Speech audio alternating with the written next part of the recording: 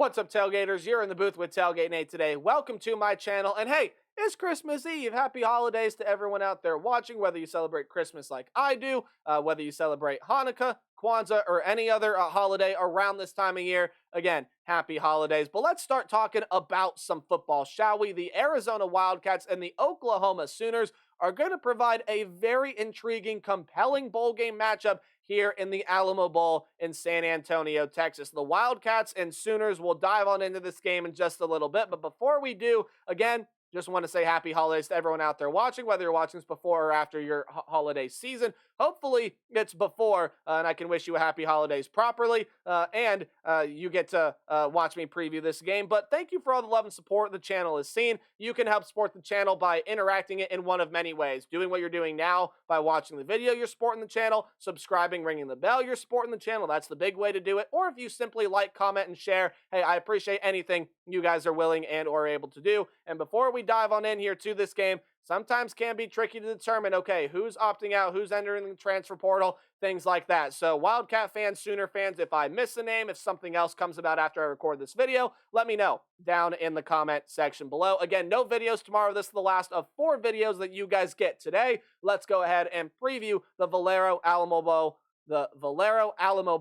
There we go, from San Antonio, Texas. We'll start out with the Arizona Wildcats, who are one of the hottest teams in the country, and there is a world in which Arizona could be undefeated right now and could have played for a Pac-12 championship. Obviously didn't play out that way. They're sitting here in the Alamo Bowl because of it, but this is a very, very hot team, and it is because while Jayden de Laura was the starting quarterback coming into the year, and while he definitely didn't play bad, he played pretty well, Noah Fifita has emerged as a superstar. 2,515 yards on 73.6% completion percentage, 8.5 yards per throw, has 23 touchdowns to only 5 picks. He has emerged as the star for this Arizona Wildcats team at the quarterback position, and he's got a ton of weapons around him. Again, the only notable opt-out for Arizona is going to be their left tackle in Jordan Morgan, and he has not entered the transfer portal. He has opted out. This Arizona team is all in. You got a ton of phenomenal weapons in the running back room.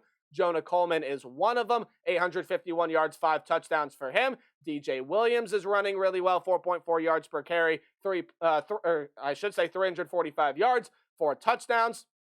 Fifita is not one that's going to get outside of the pocket and run. It's just not going to happen. So this running back room, hey, you can lean on a couple guys in there, but it's the pass catching room that is just wildly talented, and it's led by a phenomenal second-year player in Tyrone McMillan. 1,242 yards, 10 touchdowns on 80 catches, and on 83 catches, only 696 yards, but 11 touchdowns. It's the former UTEP minor and Jacob Cowing. Both of those guys are phenomenal weapons. Tyrone McMillan obviously is the bigger downfield threat. However, neither of them have a reception for more than 60 yards this year. Fifita's still trying to find that downfield passing game a little bit. But McMillan, Cowing, they are still very, very effective players here for this offense that doesn't turn the football over, doesn't allow a ton of pressure. Again, 21 sacks allow. That's about a sack and 3/4 per game, and they're a really good offense on third down. And the defense has started to come about this year as well. Now, the pass defense, yes, is susceptible to giving up the big play. However, you have a lot of really good defensive backs here. Prysock, that corner, Stukes, that corner as well. But the corner that really has stole the show for this Arizona defense is Tacario Davis.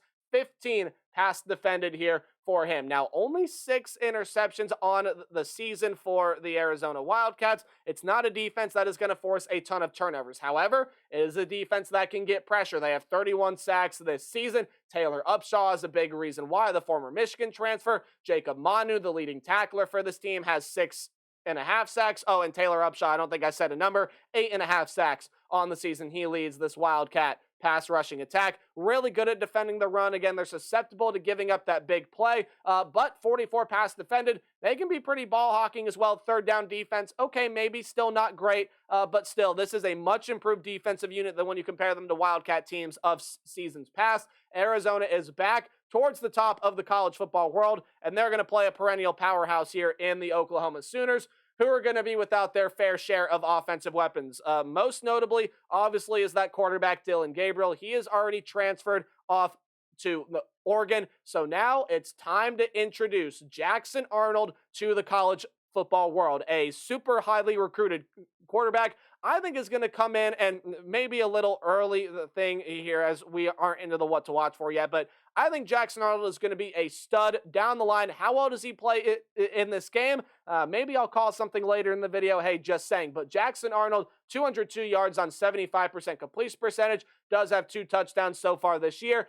He's going to be without a couple of weapons. Tawee Walker is out, and you have a couple offensive linemen out. But for the most part, your lead rusher is still back. That's Gavin Sawchuk.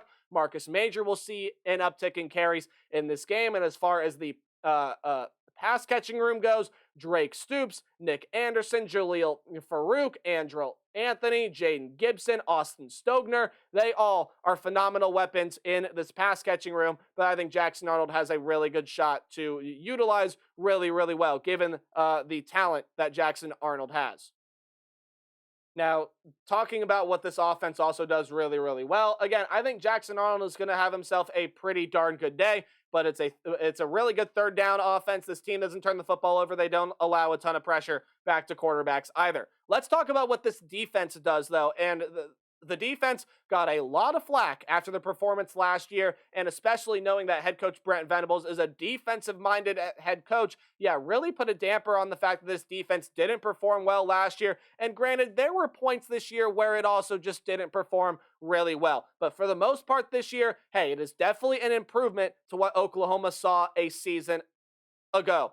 They don't really have that great of a pass rush quite yet, although I think it's starting to get there, and it's shown flashes of being great this year. They have 19 sacks, but this is the defense that forces turnovers, especially in the secondary. While they've given up the big plays more often than not here, you have 19 interceptions forced here on the season. That's going to be trouble when Noah Fifita rolls in. It's a really good third down defense, and forcing turnovers is the name of the game here. Again, susceptible to giving it the big play on the ground and or through the air, but a much improved defense than what Oklahoma's seen in seasons past, which leads me into my what to watch for. It's kind of like your keys to the game, just some things I think you should keep an eye on here while you're paying attention to this one. Arizona, we'll start with them. They are one of the hottest teams in the country. They have started to rattle off really good wins. You probably should have beaten Mississippi State. You probably should have beaten USC, and that Washington game was really, really close there as well in the first game that Noah Fifita played this year.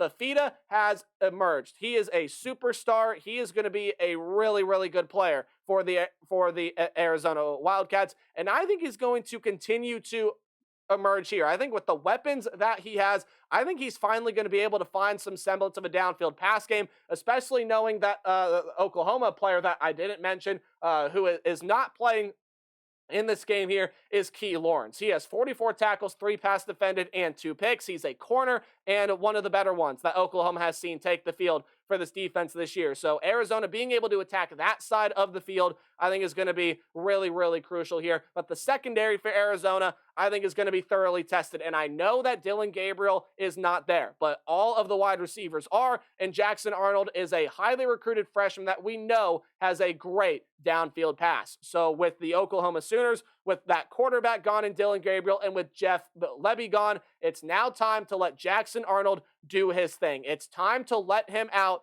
and have the college football world see what Jackson Arnold is capable of. And I do believe the college football world, if you pay attention to this game, and you should, for one, it's going to be a phenomenal game, but especially if you are a fan of teams in the SEC, if you're a fan of Oklahoma, obviously you'll be watching this game, but watching Jackson Arnold play, I think, is going to be very indicative of how this team looks going into SEC play. If Jackson Arnold doesn't play well, there's going to be a lot of skepticism around this program. If Jackson Arnold plays really well and Oklahoma wins this game, hey, there is going to be a ton of hype, a ton of upside going into SEC play next season.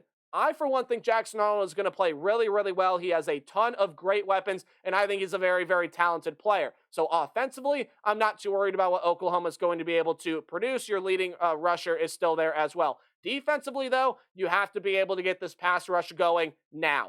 This is a pass rush that, again, has been a little bit inconsistent so far throughout this season. If you can get it going, it can create pressure, and it can get Fifita on the ground, be able to slow down what Arizona is able to do in the pass game by providing pressure to the quarterback, make Fifita throw some throws into coverage, have Oklahoma force some turnovers. Now, look, this is a Oklahoma team that may not have the sack production that Brent Venables wants to see. However, this is one of the best teams in the country at forcing the issue in the backfield. They just need to get Noah Fifita on the ground. But I also believe that turnovers will have to be forced. Again, you're running into one of the hottest teams here in the country. If that pressure can get back there, force the issue, the turnovers will flow. And I believe that that is going to be the case here in this game. I love the way that Arizona has played all throughout this season. Again, they're one of the hottest teams in the country. I think Noah Fifita is a stud. You got a lot of really good players here on this team. However, with that being said, I think this is going to be Jackson Arnold's coming out game. And no, it might not turn him into a superstar right after this game, but I think he's going to throw for 300 yards, at least 2 touchdowns, and Jackson Arnold will be known to the college football world as, hey, this kid, he can ball. He is a baller. I love Jackson Arnold. I think he's going to be a really, really good quarterback here for this team. The future is now for Oklahoma, and while Fifita and the Wildcats with head coach Jedd Fisch have had a remarkable season, absolutely trending in the right direction, I think Jackson Arnold makes one too many plays. The Oklahoma Sooners win the turnover battle, and they win the Alamo Bowl as well. Boy, I can't wait to watch this one. Let me know what you guys think in the comment section down below. But hey, as always, remember to play hard but tailgate harder. I'll see all you guys in the next video. Goodbye.